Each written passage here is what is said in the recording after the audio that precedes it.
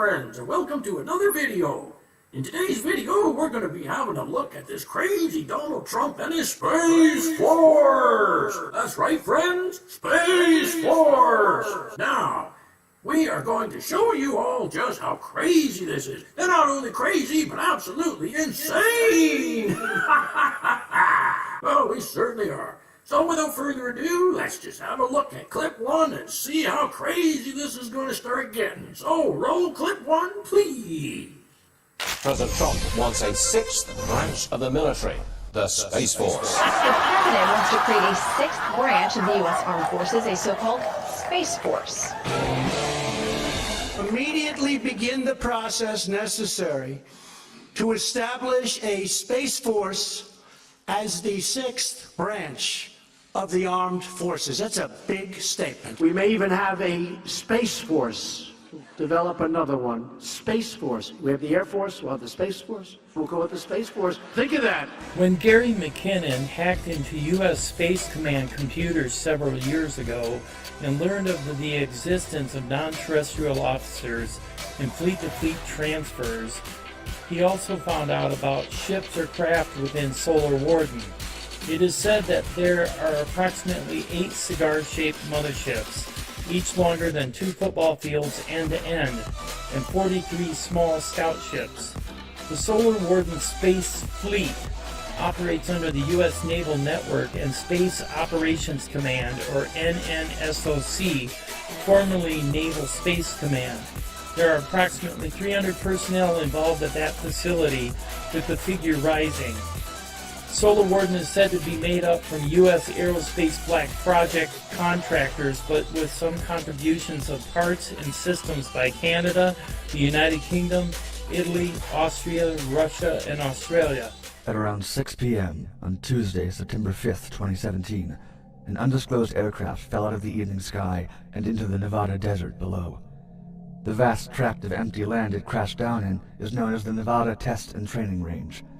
5,000 square miles of dry wilderness used by the Air Force for bombing, training, and stealth exercises. The crash site was located 100 miles northwest of the Nellis Air Force Base, in the vicinity of both Groom Lake, Area 51, and the Tonopah Test Range Airport. This is going to be awesome. Space Force. We need it. Space Force. Making space great again. I am so excited about Space Force.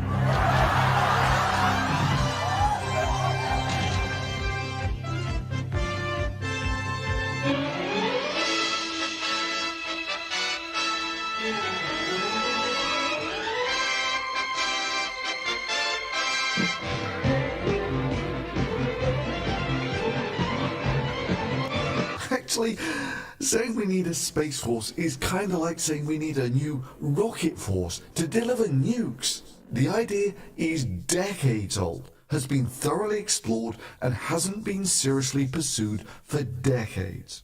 Another objective dealt with the evaluation of ICBM damage and kill mechanisms. DoD needed an evaluation of the effectiveness of nuclear detonations at high altitude for killing incoming ICBMs. Yep, killing incoming nukes by nuking them in space is a very, very old idea. In fact, it's actually one of the more credible methods for stopping nukes. It would have some rather unfortunate consequences though. Like your army might actually have to learn how to read maps again. I mean, really, have you ever wondered why, if Space Force was such a great idea, why hasn't it existed till now?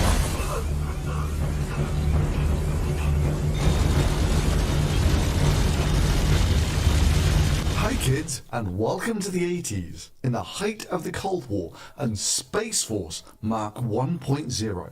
Also called Star Wars, or the Strategic Defense Initiative. U.S. spy satellites would watch the world below, detect Soviet missiles blasting off, compute the position and speed of each missile, alert battle stations in space, on Earth. Which is probably the only part of this which was ever feasible. Space-based kinetic energy weapons fire high-speed projectiles from hypervelocity guns.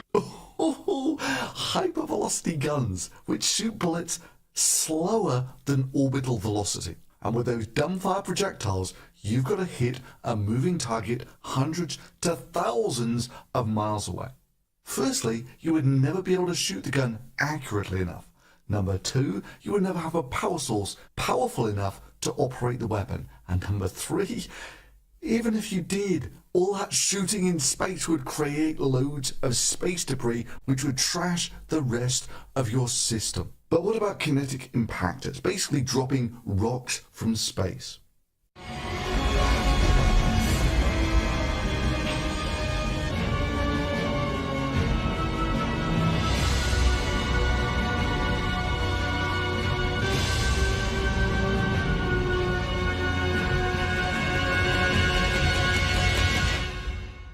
Well, again, the idea's been extensively looked into. On paper, it's fine. Drop a telegraph pole-sized rod of tungsten from orbit and it hits Earth at about 10 times the speed of sound and about the same energy as 10 tons of TNT. Which sounds impressive until you realize the energy to put that lump into space in the first place. And of course, 10 tons. That's only the size of a large conventional bomb. Now, sure, it's got some advantages, like you can't really see them coming, but the cost is obscene. And again, in low Earth orbit, you don't go over your targets very often. And the cost. A shuttle launch cost about $500 million and could only carry about 30 tons to low Earth orbit. That's only 3 of these rods, so they would cost about $100 million per piece. Yeah, they were called rods from God because he was the only one who could afford to put them into orbit. So it's not so much that Space Force is a great new idea, which America is lagging behind in. All of this was worked out decades ago. Gentlemen, you can't fight in here. This is the war room. Worked out, investigated, and they decided that it wasn't very useful. Kind of like nukes, for instance.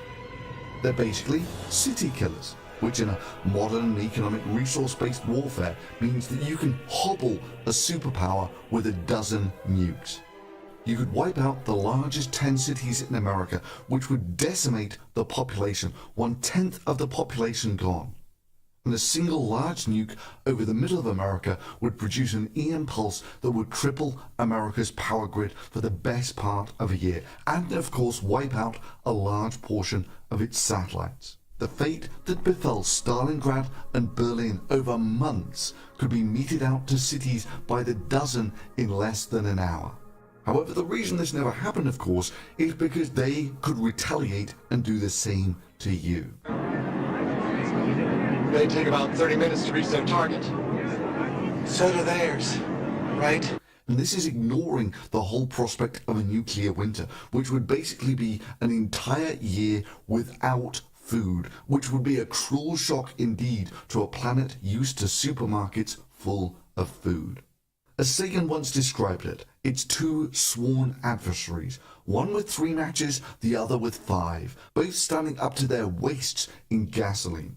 The danger, of course, being is if you have temperamental, scientifically illiterate leaders who don't understand that gasoline burns. I think that there'll be little change here. It'll go up, it'll get a little cooler, it'll get a little warmer like it always has for millions of years. I don't believe that what they say, I think it's a big scam for a lot of people to make a lot of money. You know, it's all lies by the liberal elites or fake news. But if it is forced to defend itself or its allies, we will have no choice but to totally destroy North Korea.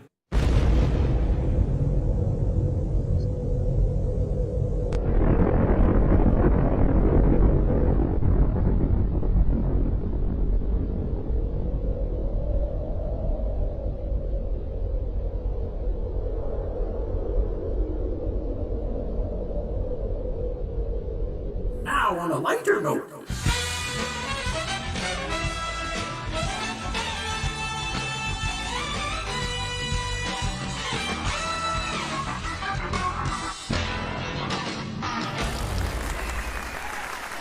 Hey, all right, thank you very much. Yeah, so have you guys heard about the space junk roundup experiment? Yeah, it was a success. Yeah. I've been waiting anxiously for the headline. And here it is. Tossed net captures space junk in orbit. Yes. It's true. I know it sounds crazy. But it was a success. Yeah. The ocean. Yeah. I guess they're gonna clean up the oceans after they clean up space. Heavy space first to test it, to make sure it works, because the conditions are similar, right?